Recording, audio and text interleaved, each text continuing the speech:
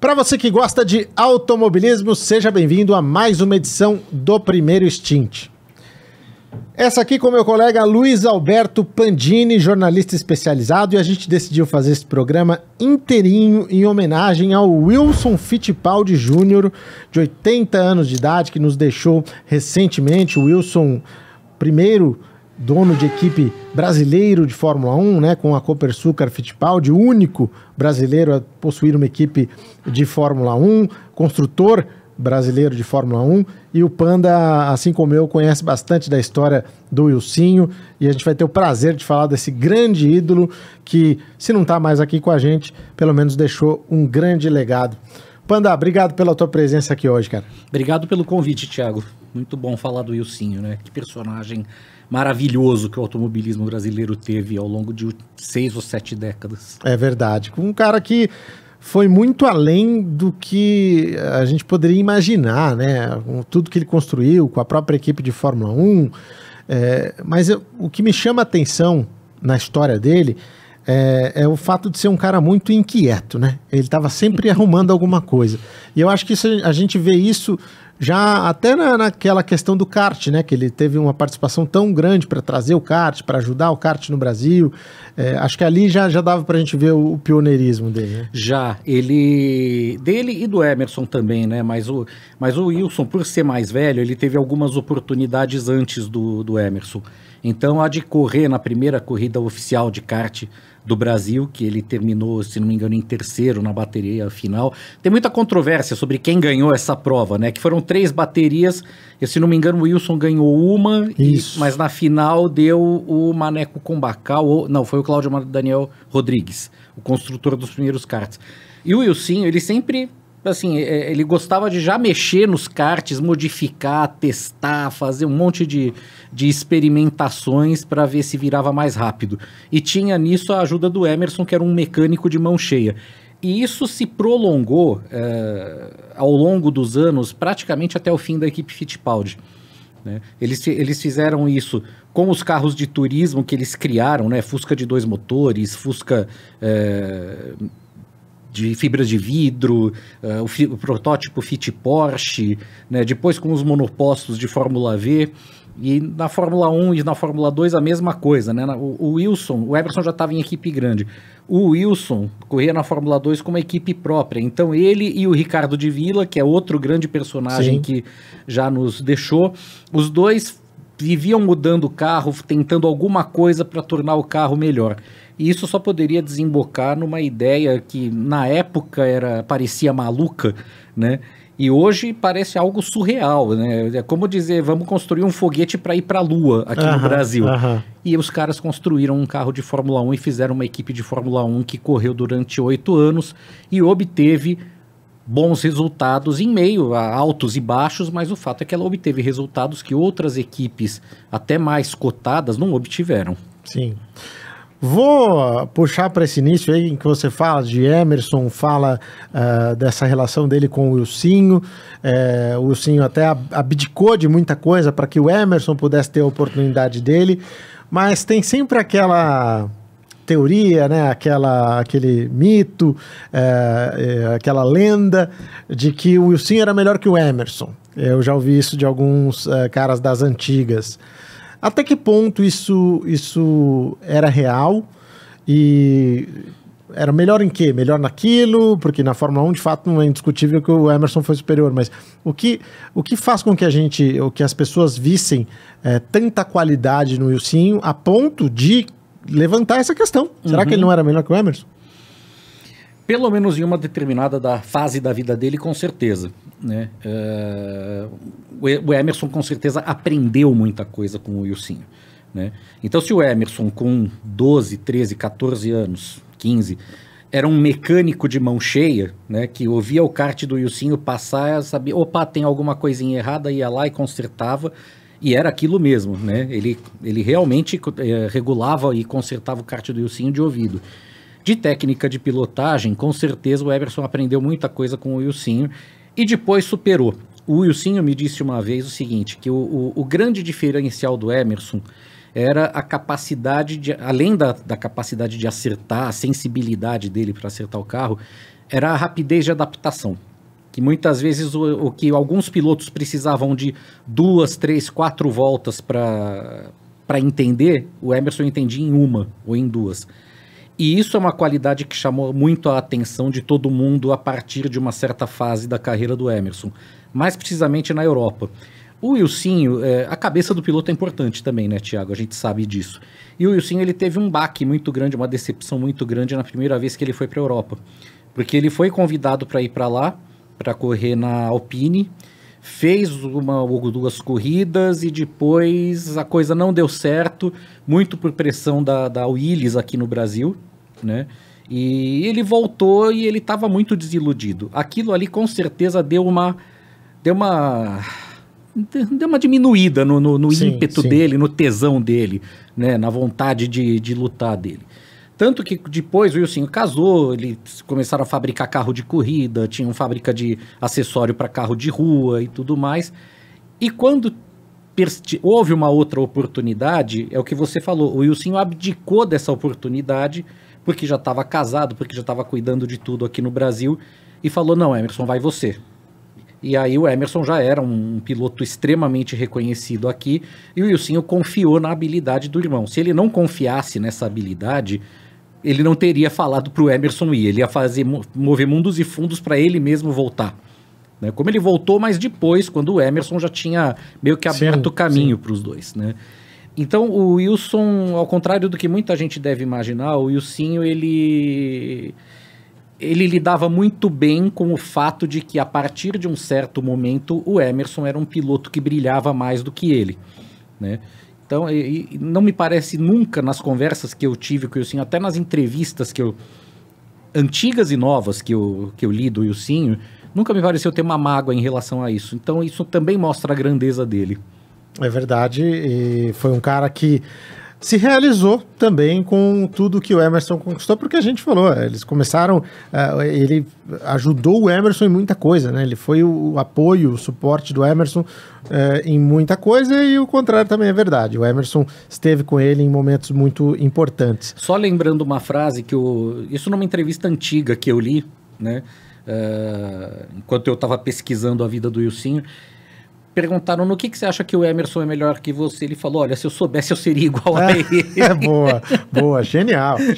É isso, e que bacana que a gente teve a oportunidade de ver esses dois em ação, né? Eu nasci ali em 83, não vi a fase Fórmula 1, mas vi o Emerson em ação na Indy, vi o Wilsinho em ação na Stock Car, e foi um privilégio, sem dúvida alguma. A gente tem na história deles um crescimento empresarial também, que eu acho que foi fundamental, né? A capacidade deles de construir, de vender, até com os volantes Fórmula 1, acho que isso também foi decisivo para que eles pudessem seguir esse caminho lá da Europa, para que o Emerson pudesse ter as oportunidades que ele teve, porque, querendo ou não, eles já estavam... eles conseguiram uma independência ali, né, da família, para tocar a própria vida. Eu acho que isso também foi muito legal, assim, a forma como aconteceu na vida deles. Né? Sim, eles não dependiam de ajuda dos pais para viver mais, né? E, claro, o Barão trabalhava na Jovem Pan, tinha contatos, é claro que isso sempre ajuda. Sim. Mas o mérito dos dois irmãos é indiscutível, né? Eles não teriam chegado onde chegaram se não tivessem talento, visão e ousadia para ir para a Europa, para construir os próprios carros e tudo mais. E no caso, a habilidade do Emerson como piloto, os dois, naquele começo de anos 70, acho que até o fim da equipe Fittipaldi, o lucro de um era um lucro do outro. Só que quem levava quem era o campeão do mundo, que tinha os grandes contratos e tudo mais, era o Emerson, né? O Wilsinho tinha os patrocínios dele para correr, mas não chegava às quantias que o Emerson movimentava. Até porque o Emerson era um ídolo nacional. Não vou dizer à altura do Pelé, mas dá para dizer que tava os dois campeões do mundo. Perto, sabe? Eles eram os caras ali do esporte brasileiro naquela época. Né? Então, essa mobilização até empresarial, publicitária do Emerson, né, do fato de ele ser um ídolo e tudo que isso trazia de fama e de dinheiro, o Wilsinho canalizou uma parte disso para criar a equipe Fittipaldi também, que era um empreendimento do Wilsinho, do Emerson, e pouca gente sabe, e o Divila tinha uma pequena participação também na equipe. Né? Isso não teria sido possível se os dois, se não fosse tanto o talento do Emerson, quanto essa comunhão que eles tinham de tentar fazer tudo juntos e de tentar subir juntos.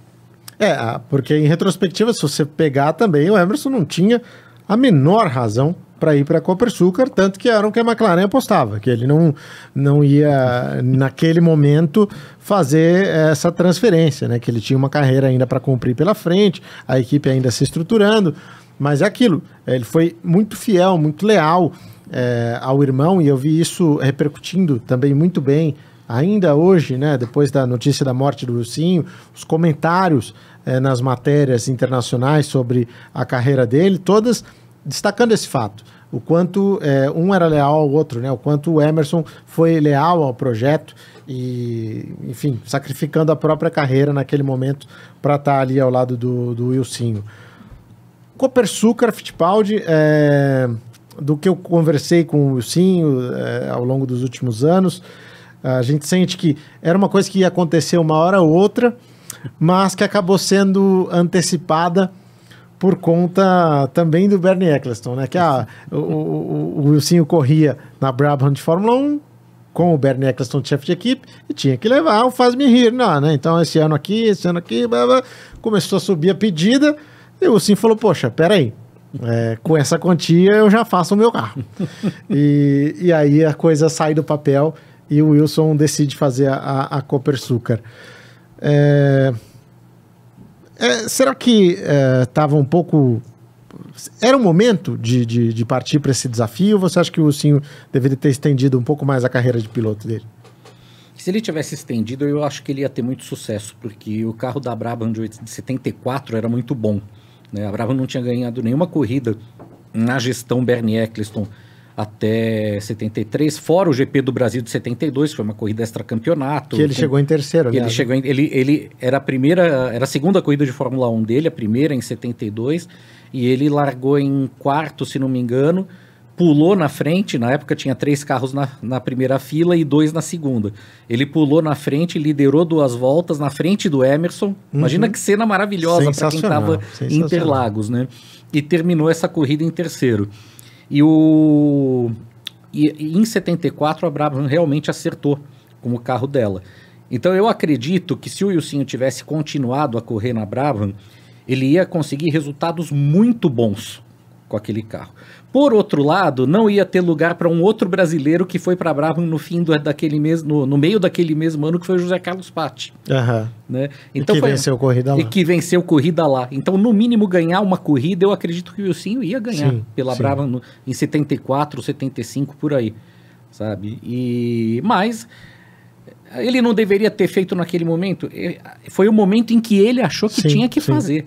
Né? Até porque, ao contrário do que todo mundo pensa, né? Não foi uma coisa assim de sopetão, né? Você falou, com esse dinheiro eu faço o meu próprio carro. Não, ele pesquisou, ele viu, ele pediu pro Divila vir pro Brasil, ver se tinha condição de fazer a coisa, e só quando o Divila falou, olha, dá pé, vamos fazer, aí é que o Wilsinho falou, vou construir meu próprio carro. É isso, e aí ele fica fora em 74, em 75 a equipe estreia na Argentina, com incêndio no carro, enfim, com todas as dificuldades que viriam pela frente, mas bota o projeto para andar. Mas ainda sem fugir do lado piloto do Wilsinho, que a gente tem ainda coisa para contar, coisa para explorar, para relembrar, ele sempre, quando era perguntado a respeito da Copersucar, né, como é que você se sente, foi frustrante não ter atingido os objetivos que vocês queriam, e ele falava, não, de jeito nenhum, frustrante foi Mônaco, 1973, em que eu podia ter ido num pódio e não fui. Fala um pouquinho para a gente dessa corrida, Panda. Talvez tivesse sido a grande prova dele na Fórmula 1, né? Acho que foi a grande prova dele na Fórmula 1. Alguns anos atrás, a Autosport, revista inglesa, tinha uma sessão que eu considerava muito bacana, uma pena que acabou, que era Race of My Life. Né? A corrida que cada piloto, eles chegavam para cada piloto, tanto veterano, aposentado, quanto piloto em atividade mesmo, perguntava qual foi a corrida da sua vida. E a resposta do Ilcinho foi essa. Não foi nenhuma corrida que ele tenha vencido. Foi essa porque ele ficou muito satisfeito com o desempenho dele na prova. E ele ia terminar em terceiro, ia ser a primeira vez na história que 2 irmãos iam terminar nos 3 primeiros lugares num grande prêmio de Fórmula 1. Então, e aí o que aconteceu? No fim da corrida, ele teve um problema com o pescador do combustível do carro e faltando umas 5 voltas mais ou menos, a gasolina não era mais sugada pelo sistema de alimentação. E aí ele teve que parar.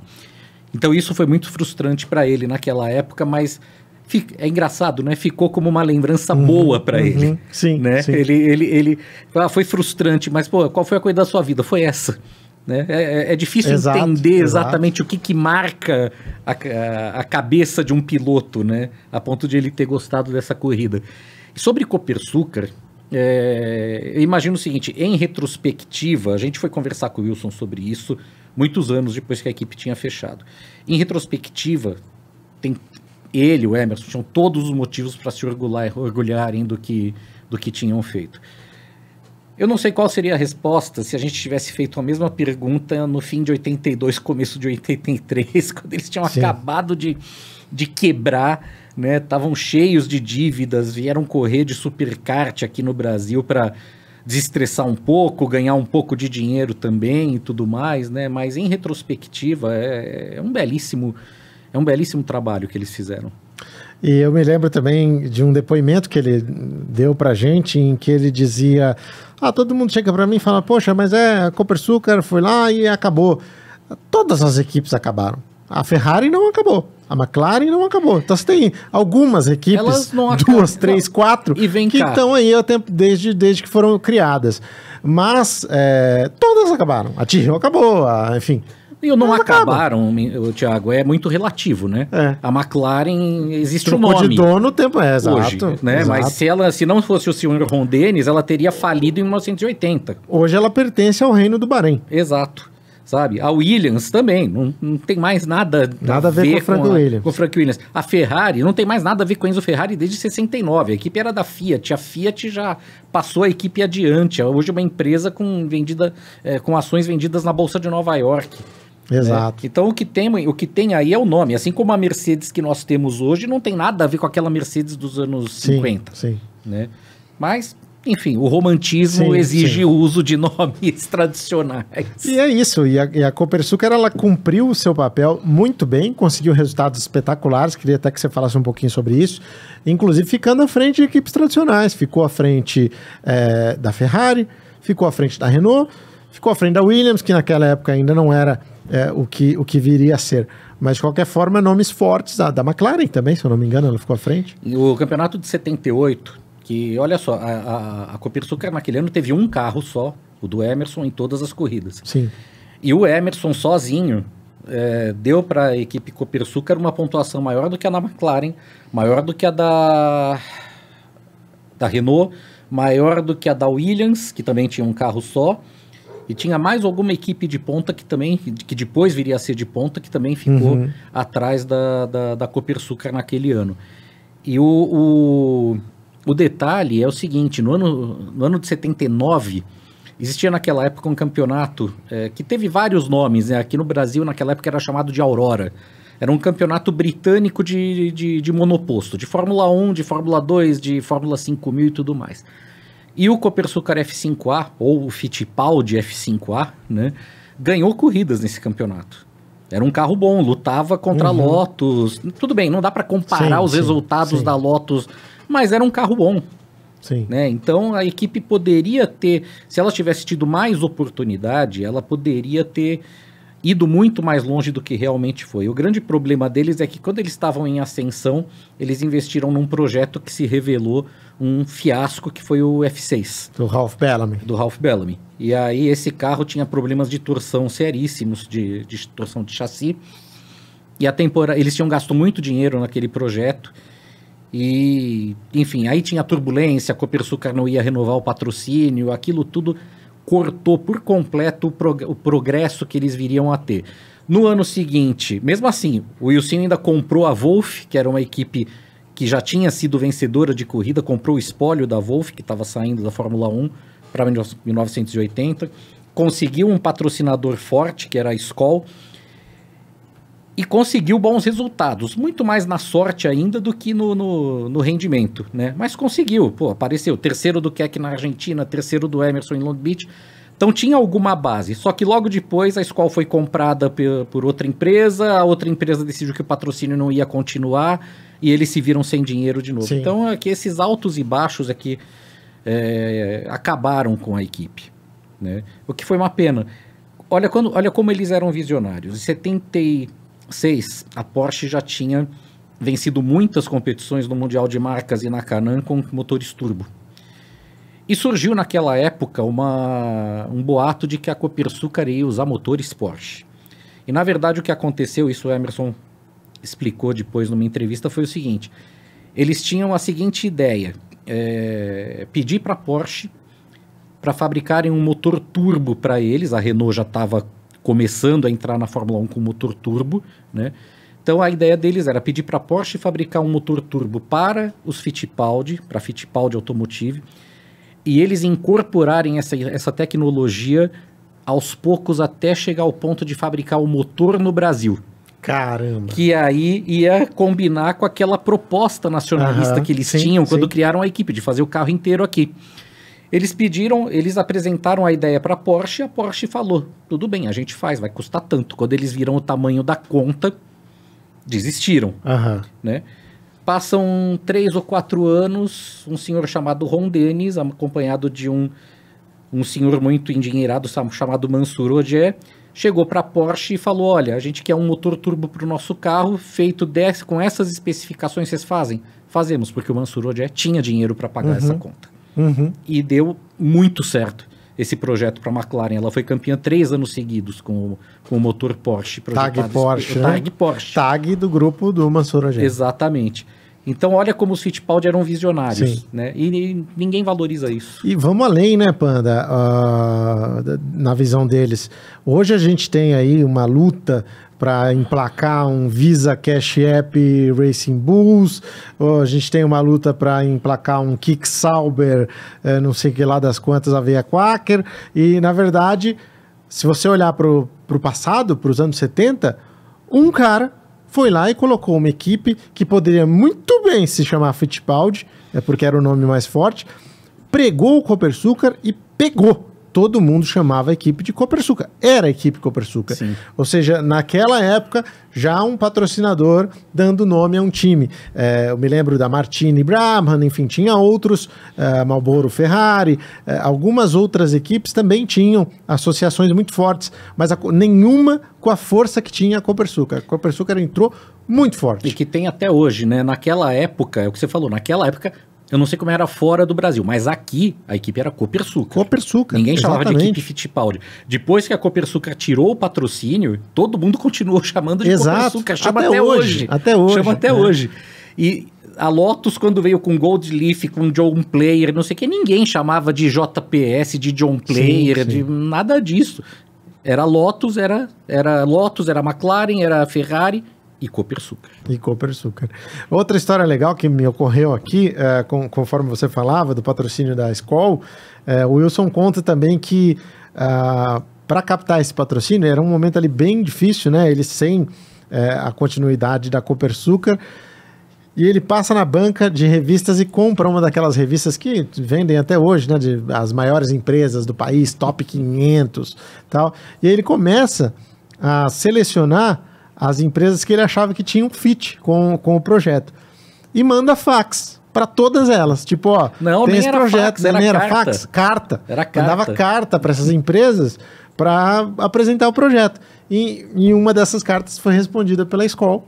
E ele foi até o Rio de Janeiro, né? Ele foi até o Rio, mas assim, o cara ligou, ó, vem aqui amanhã cedo. Aí ele foi no dia anterior...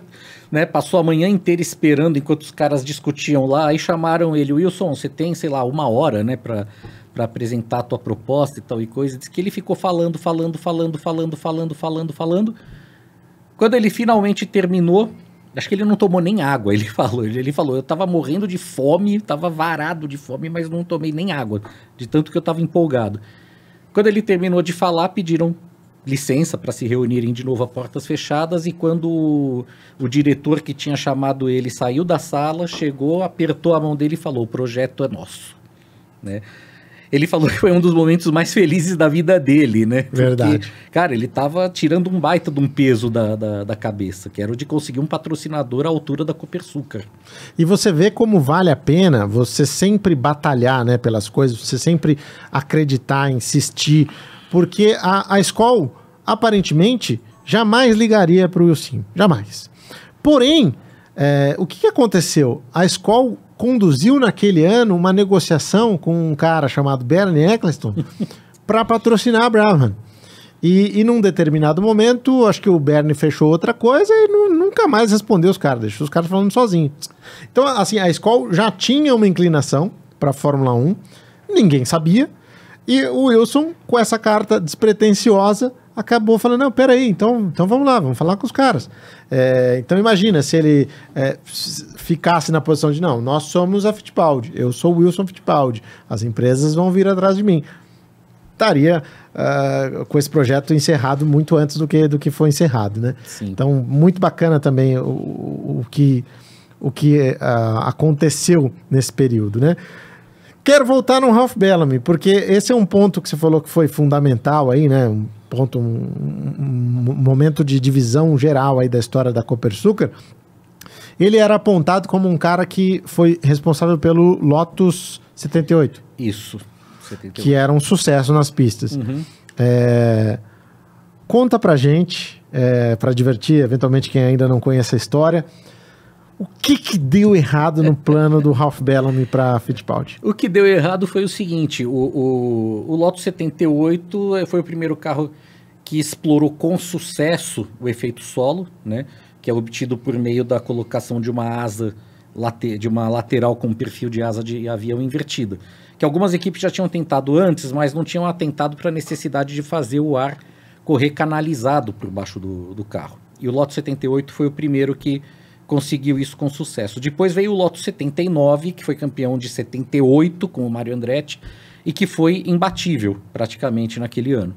E o Ralph Bellamy era um dos projetistas da Lotus. E meio que ele se vendeu como se tivesse sido responsável pelo projeto, né? Ele trabalhou realmente no projeto, sim, mas o Colin Chapman estava de olho em tudo, né? Era ele que conduzia a coisa, os trabalhos. E os Fittipaldi contrataram o Ralph Bellamy, e o Wilson pediu para o Ralph Bellamy o seguinte, cara, o que é de arrepiar é o seguinte, logo que eu comecei a trabalhar no Jornal da Tarde em 91, teve um almoço da Stock, e o Wilson estava correndo na Stock naquele ano. Foi vice-campeão em 91. Foi vice-campeão. E eu sentei na mesa do almoço na frente do Wilson. E eu aproveitei para perguntar tudo que eu sempre tinha tido curiosidade para saber. Ele respondeu com a maior boa vontade, cara. E aí isso foi uma coisa que ele falou. Ele falou, eu pedi para o Ralph Bellamy uma Lotus amarela. Ele falou, eu falei para o Ralph, eu quero uma Lotus amarela. Que era a cor da Fittipaldi. Era a cor da Fittipaldi, a Lotus tinha sido campeã do mundo, né? E o Ralph Bellamy foi enrolando, né, falando, olha, se a gente em vez de fazer isso daqui, a gente fizer desse jeito, que era uma deficiência, a gente vai ter um carro muito melhor. Então...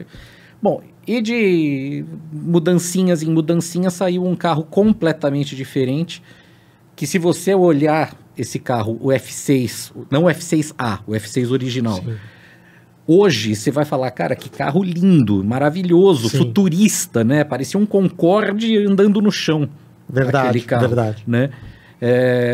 Só que ele tinha um problema gravíssimo de torção do chassi, porque ele fez o chassi em honeycomb, que é uma mistura de colmeia, sim, de alumínio, né? São vários... Muita gente viria usar isso depois. Exatamente, só que naquela época tinha um problema grande porque não tinha rigidez, né? Se você fosse fazer o monocoque inteiro daquele jeito, não tinha cola que mantivesse aquilo firme o suficiente. E aí, na primeira vez que o Emerson saiu teve a apresentação, botaram uma baita expectativa nesse carro, né? E aí Quando foram testar o carro em Interlagos pela primeira vez, o Emerson deu 2 voltas. E o Wilsinho me contou nesse almoço que quando o Emerson entrou no box e abriu a viseira, ele olhou no olho do Emerson e já gelou. Aí o Emerson falou, o Wilsinho falou, e então? O Emerson falou, tamo fudido, o carro é uma merda. Pô, Emerson, mais 2 voltas, o carro é uma merda, Wilson. É. Cara, assim, ele falou, meu mundo caiu ali. Falou, não pode ser. Né? E realmente, o carro o problema do carro era absolutamente insolúvel. Sim. Né? Eles ainda testaram o F6 mais algumas vezes em Interlagos. Isso foi um pouco antes da primeira corrida na Argentina. A segunda ia ser no Brasil.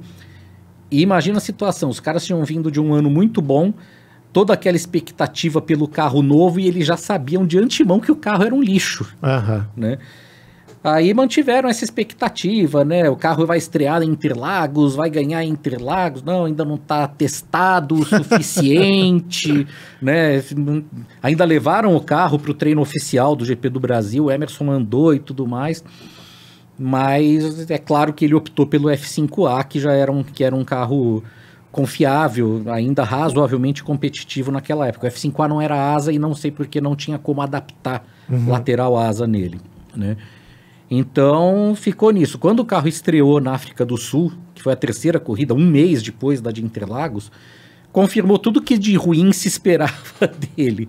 Né? E o carro não correu mais, só voltou a correr quando foi transformado em F6A, mas a base era muito ruim, não tinha muito o que fazer para salvar o carro. Né? O que foi uma pena, porque esse foi o ponto em que a Fittipaldi perdeu tudo que havia conquistado nos primeiros anos dela. Muita gente aponta a mídia brasileira, especialmente a não especializada, como o grande responsável pela vida mais curta que a Copersucar Fittipaldi, especificamente, né, o primeiro patrocinador, teve. Pelo que você leu da época, pelo que você acompanhou, você acredita nisso também? Você acha que a nossa mídia passou do ponto? A mídia esportiva, sim, com certeza. A mídia especializada dava uma força.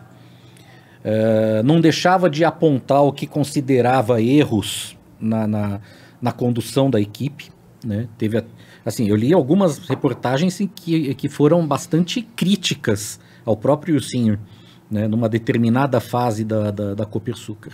Mas o fato de ter virado piada, de fazerem piada com tudo, de não entenderem que aquilo não era futebol, sabe, que você ganhar com uma equipe de Fórmula 1 inteira é muito mais difícil do que um piloto chegar numa equipe de ponta e ganhar, que era o que o Emerson tinha feito, né?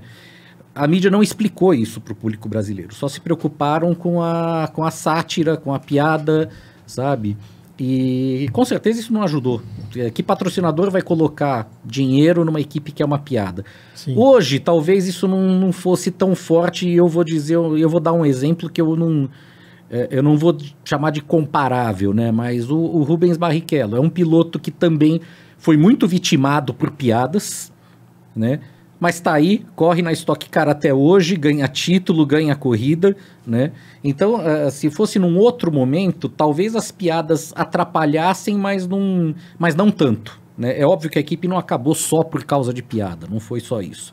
Mas algumas eram realmente muito pesadas, sim, sabe? O Wilsinho contou, isso deve ter acontecido pela música que ele menciona, eu imagino que tenha acontecido no GP da Argentina de 80. Em 79 teve o disco Ópera do Malandro, do Chico Buarque, que tinha a música Geni e o Zeppelin. Sim, sim. O famoso joga pedra na Geni, joga na Geni, etc. e tal. E o Wilsinho, ele elegantemente se recusou a dizer o nome do locutor de rádio que fez isso, né? Mas eu descobri depois. Ele falou que um determinado locutor de rádio chamou o carro de Geni da Fórmula 1. Sabe? É devastador isso, sim, né? Para a imagem da equipe. Isso porque na corrida o Keck tinha ficado em terceiro. Keck e Rosberg, olha o nível dos pilotos dos caras, né? Emerson Fittipaldi, Keck e Rosberg, olha essa dupla. E a parte técnica também. O mais irônico, Thiago, é que o Keck foi o cara que impediu aquela que poderia ter sido a única vitória da Copersucar na Fórmula 1. Como é que é essa história? Conta pra gente. Porque tinha uma corrida em extracampeonato em Silverstone. Né? Naquela época tinha algumas corridas extracampeonato. E o Daily Express International Trophy, que era disputado em Silverstone quase todo ano, 78 aconteceu debaixo de uma chuvarada, um temporal que hoje em dia iam falar, não, é muito perigoso, não pode correr, não sei o quê. Mas naquela época corria. E estava chovendo mesmo. Assim, acho que o pole era o Peterson acho que não largou, o Lauda atolou no acostamento na volta de apresentação e, assim, em 10 voltas, todos os favoritos tinham abatido, abandonado, rodado, qualquer coisa assim. E quem que apareceu na frente, de repente? Keck Rosberg, corria com o Matteo Odório, num carro que estava fazendo a segunda corrida do carro na Fórmula 1, acho que era a segunda do Keck também. Só que o Keck Rosberg já era um piloto muito experiente, não em Fórmula 1, mas em outras categorias. E ele tinha uma habilidade inacreditável, né? Ele tinha um controle do carro incrível. E o Emerson estava em segundo com o Copersucar. E o Emerson ficou atrás do Keck o tempo inteiro, tentava pressionar, mas a situação era a seguinte, quem saísse do seco para tentar uma ultrapassagem ia aquaplanar e rodar. E foi um risco que o Emerson não quis correr. Então ele ficou pressionando o Keck na medida do possível, tentando induzir o Keck a um erro. Só que o Keck não errou, ganhou a corrida ele e o Emerson ficou em segundo. Foi o mais próximo que a Copersucar esteve de vencer uma corrida de Fórmula 1, mesmo extracampeonato. E aí, em 1980, eles passam a ser companheiros de equipe. Emerson Fittipaldi e Keck Rosberg, que tem uma história muito bacana também na Argentina. Começo daquela temporada, se eu não me engano, em que o Emerson, pela primeira vez ali, mede forças, né, num fim de semana de competição com o Keck Rosberg, e o Keck Rosberg vira mais rápido. E aí o Emerson, evidentemente, chega no Wilson para saber que equipamento que o Wilson tinha dado para o Keck Rosberg, para ele ser mais rápido que o Emerson, né, porque não é uma situação normal. Aí o Wilson foi lá, puxou a prancheta, que ele anotava tudo, e fala, peraí, Emerson, deixa eu ver aqui. O motor que ele tá é um que tem 5 HP a menos que o seu. Aí diz que o Emerson olhou assim, ok, tinha entendido. e naquele ano o Emerson se aposenta. Lembrar o seguinte, o Emerson vinha de 5 anos remando contra a maré na Copersucar, né? Então, óbvio, ele já não era mais o mesmo piloto que tinha sido até 75, 76, por aí. E o Keck era um novato, sim, cheio de vontade. Faca nos dentes. Exato. E era um piloto fantástico, maravilhoso. Eu discordo totalmente de quem fala que ele era um merda. Também, imagina. Não dá pra levar isso a sério, cara. Sabe? Enfim. E aí o Keck fez uma temporada muito boa naquele ano. Sim, né? Sim. E essa corrida na Argentina, desde o começo, ele ganhou posições, foi ganhando e ficou em terceiro. É, isso aí. Foi uma belíssima estreia dele na equipe. E uma equipe que teve nomes fortes também aí, né, na parte técnica, Harvey Postwaite, Adrian Newey. Uhum. Foi uma equipe que teve muito material humano de qualidade, entre eles o Ricardo de Villa, que acho que foi um dos nossos maiores nomes aí na parte aerodinâmica, parte técnica para a Fórmula 1, né? Sim, como engenheiro, o de Villa... Bom, olha aqui tudo que o de Villa conquistou depois que a Fittipaldi fechou, né? O cara era disputadíssimo por equipe de Le Mans, por equipe de Indy, por equipe do Paris-Dakar. Foi chefe da Nissan Motorsport no Japão, ganhou um monte de títulos, sabe? É um nome... É um dos brasileiros mais bem-sucedidos do automobilismo mundial sem ter sido piloto. Tudo isso lá com a supervisão do Wilson Fittipaldi Jr., nesse projeto maravilhoso que foi a Copersucar Fittipaldi, depois só Fittipaldi. Panda, para a gente caminhar aqui para a nossa fase final aqui desse papo sobre o Wilson Fittipaldi Jr., o pai dele, o barão Wilson Fittipaldi, criou as 1000 milhas brasileiras, inspirada na Mille Miglia italiana, e em 1994 ele tem a oportunidade de ver o filho dele, ver o Wilson Fittipaldi Jr. vencendo a corrida ao lado do Christian. Christian, que para mim, e a gente também ouviu isso do Wilson, foi o responsável por reacender a vida e a carreira do Wilson, que depois da Copersucar vinha sofrendo ali com as dívidas e tal. O fato de ter o Christian também como piloto fez o Wilson renascer e ter forças para seguir em frente. E aí em 94 eles vencem essa corrida. Você estava lá, você acompanhou essa prova? Estava lá, acompanhei essa prova, foi uma corrida cheia de estrelas, né? Era uma das primeiras 1000 milhas depois que a importação de carros tinha voltado a ser liberada no Brasil, né? Então era mais fácil trazer carros e equipes de fora para competir. E tinha o Porsche da equipe Hook, que era o do Wilson e do Christian, tinha o da equipe Conrad, que correu Antônio Hermann, o Maurizio Sala e alguns pilotos alemães, o próprio Conrad e mais uns pilotos alemães, austríacos. Veio um Ômega alemão com o Andreas Mateis, veio um Escort que foi pilotado pelo Rubinho e pelo Boésio, enfim, era uma corrida cheia de estrelas, né? E os Porsches eram os favoritos desde o começo e o Christian não deixou ninguém andar na frente, né? Até uma coisa que eu queria mencionar, né? Eu falei agora há pouco que o Wilsinho falou para o Autosport que a corrida da vida dele tinha sido o GP de Mônaco de 73, mas isso ele falou antes dessa vitória na 1000 milhas. Uhum. Eu tenho certeza que se perguntassem depois, se a gente tivesse perguntado isso depois, ele ia falar dessa corrida, dessa 1000 milhas, né? Porque ele ganhar a corrida que o pai criou, dividindo a condução do carro com o filho, cara, isso é lindo demais de se narrar. Sim, né? sim. E o Christian, o Wilson me contou que o Christian falou: olha, pai, você não vai virar tão rápido quanto eu, esquece. Você não vai virar. Você já tá com outras coisas, você já tá com 50 anos, você não vai virar que nem eu, esquece, acabou. Mas ele andou bem, o Wilson andava muito bem. Quando ele corria de estoque, ele não era o mais rápido, né? Mas ele acompanhava o ritmo de Ingo, de Paulão, de Chico, que eram caras mais novos do que ele. Ganhou a corrida, foi vice-campeão. Exatamente. Mesmo com 50 e poucos anos, o homem ainda acelerava. É verdade. Ele foi dinossauro contra os dinossauros. Você vê que coisa, né? O pessoal que criou esse apelido aí pro Ingo, pro Chico. Ele foi o avô dos dinossauros. É verdade. Panda, a gente está se encaminhando para o final aqui desse programa em homenagem ao Wilson Fittipaldi Jr. Muito gostoso relembrar essas histórias todas. Queria, antes de mais nada, contar para quem ainda não sabe que nesses últimos 10 anos de vida o Wilson dedicou muito do tempo dele a entrevistas ao Panda e a mim para que a gente preparasse a biografia dele. Esse livro está, eu diria que 99,9% escrito. Falta pouca coisa para colocar no papel e a expectativa é que a gente tenha novidades e esse livro em breve na mão do apaixonado por velocidade, um presente que o Wilson queria deixar para todos os fãs de velocidade. Mas você já lançou um livro e eu quero que você permaneça aqui porque a gente vai fazer um outro programa para falar só sobre esse lançamento, tá bom? Pode ser? Com o maior prazer.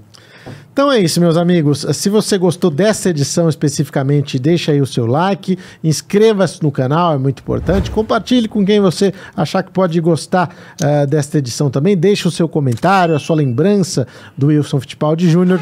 E a gente volta aqui com mais um programa em breve com o Luiz Alberto Pandini. Agora para falar sobre esse lançamento, sobre esse livro dele que já pode ser adquirido e tem muita coisa bacana também pra gente saber, tá bom? Da minha parte, um grande abraço e até a próxima.